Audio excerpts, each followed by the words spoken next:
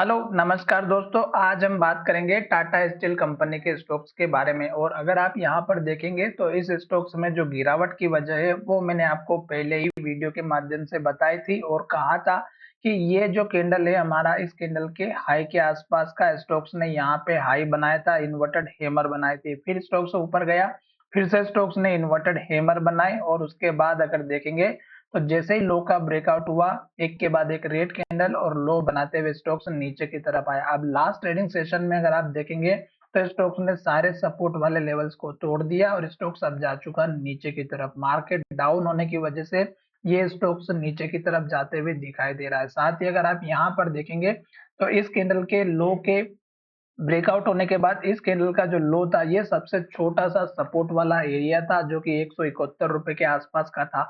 अगर आपने हमारा लास्ट का जितने भी वीडियोस है वो मैं आपको यहाँ पे बताता हूँ कि जब स्टॉक्स हाई बनाता है और हाई बनाने के बाद जब स्टॉक्स लास्ट में लो बनाता है, आप उस कैंडल के लो का स्टॉप लॉस लेकर के चल सकते हैं अगर आप लॉन्ग टर्म में इन्वेस्ट करते हैं तो। और अगर आप यहाँ पर देखेंगे तो ये स्टॉक्स का लो था और यही से स्टॉक्स में गिरावट आई थी जब लो का ब्रेकआउट हुआ। तो अब अगर आप देखेंगे तो स्टॉक्स 157 पर आ चुका है और मार्केट में बड़ी गिरावट दिखाई दी है। अब यहाँ पर मंडे के दिन फिर से मार्केट में गिरावट दिखाई दे सकती है। उसके पीछे का रीजन आप सभी को पता चल चुका होगा कि माइक्रोसॉफ्ट के सर्वर जो है यहाँ पर अच्छे से वर्क नहीं कर रहे हैं। अभी पूरी डिटेल उसके बारे में पता नहीं चली है।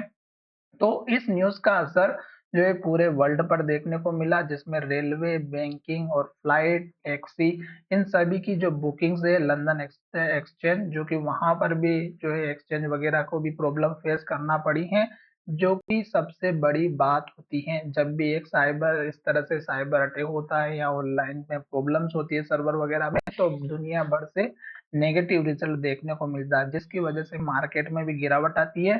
तो लास्ट टाइम आपको मैं फिर से कह रहा हूँ कि अगर स्टॉक्स रेड कैंडल बनाती हैं, लो बनाती हैं, लो के पास क्लोजिंग होती हैं, तो आपको केवल इंतजार करना है। अब स्टॉक्स का जो सपोर्ट वाला एरिया है, इस कैंडल का हाई और इस कैंडल का लो, जो कि आप यहाँ पर देखेंगे तो सबसे इंपॉर्टेंट दिखाई दे रहा है। तो एटलीस्ट आपको यहाँ पर ये सपोर्ट एक तो दिखाई दे सकता है और दूसरा स्टॉक्स अगर रेड कैंडल बनाएगा तो आपको एंट्री लेना ही नहीं है। मैंने पहला लेवल जो बताया है वो है इस कैंडल का हाई 152 रुपए का और इस कैंडल का लो 147 रुपए का।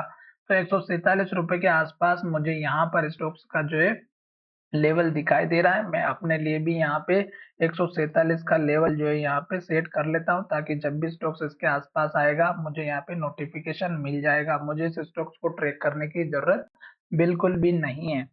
तो चलिए वीडियो को यहीं विराम करते हैं। धन्यवाद, मिलेंगे नए वीडियो में। और एक और बात, अगर स्टॉक सपोर्ट लेकर के ऊपर चला भी जाता है तो इस कैंडल का जो हाई है 149 रुपए 15 पैसा और इस कैंडल का जो लो है 163 रुपए, इससे ज्यादा बड़े टारगेट की अभी उम्मीद ना करना, क्योंकि स्टॉक्स अब हमें नेगेटिव डायरेक्शन में दिखाई दे सकता है। तो चलिए फिलहाल वीडियो को यहीं विराम करते हैं। धन्यवाद।